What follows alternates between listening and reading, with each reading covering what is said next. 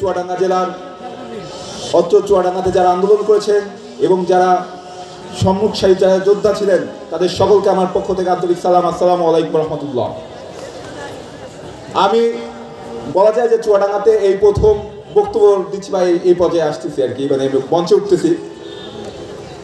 একটা জিনিস দেখেন, আমি খুব সহজভাবে বলি, আমি আপনার এলাকার ছেলে, আমি খুব সহজভাবে বলি। গত ৫ই আগস্ট বাংলাদেশে যে ফ্যাসিস্টের যে ১৬ বছরের যে দুঃশাসন, সেই দুঃশাসন ছাত্র জনতার গণ অভ্যুত্থানের মাধ্যমে, গণবিপ্লবের মাধ্যমে তারা দেশ ছেড়ে পালাতে যেতে বাধ্য হলো। এরপরে আমরা দেখলাম, আমার নিজের এলাকার কথা আমি বলি, আমার কাছে যখন আমার মানুষজন এসে বলে ভাই চাঁদাবাজি তো এখন পর্যন্ত ঠিকঠাক আছে, এর জায়গায় বিয়ে আসে এখন চাঁদাবাজি করে। আমার কাছে এসে বলে ভাই মাদক তো ঠিকঠাকই আসে, এর জায়গায় বিয়ে আসে এখন মাদকের শেল্টার দেয়। আমার কাছে এসে বলে ভাই হাত দখল আগের মধ্যে আছে, শুধু এর জায়গায় বিয়ে এসে হাত দখল করে। এই জন্য তো ভাই ২০০০ লোক প্রাণ দেয় নাই, এই জন্য আপনারা মাঠে নামেন নাই।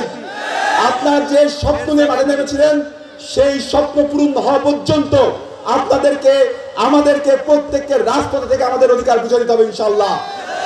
আমরা এর জায়গায় বিকে চাঁদাবাজি করার সুযোগ দিব না, আমরা এর জায়গায় বিকে টেন্ডারবাজি করার সুযোগ দিব না, আমরা এর জায়গায় বিকে মাদক ব্যবসা করার সুযোগ দেব না।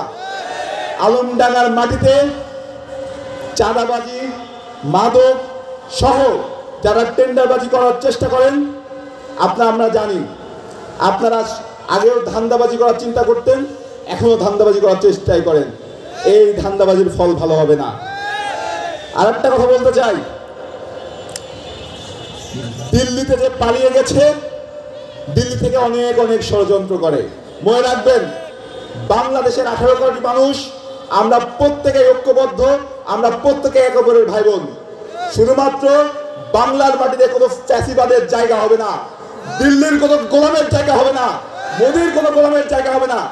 এই মোদির গোলামরা বাদে, এই দিল্লির গোলামরা বাদে আমরা সকলে ঐক্যবদ্ধভাবে ইনশাআল্লাহ আগামী দিনে একসাথে থাকবো। বাংলাদেশের মাটি থেকে ফ্যাসিবাদের সর্বশেষ যে বিন্দু, এই মুজিববাদী সংবিধানকে চিরতরে কবর দেবো ইনশাআল্লাহ। সকলকে ধন্যবাদ জানিয়ে আমি আমার বক্তব্য এখানে শেষ করছি। ইনকিলাব জিন্দাবাদ।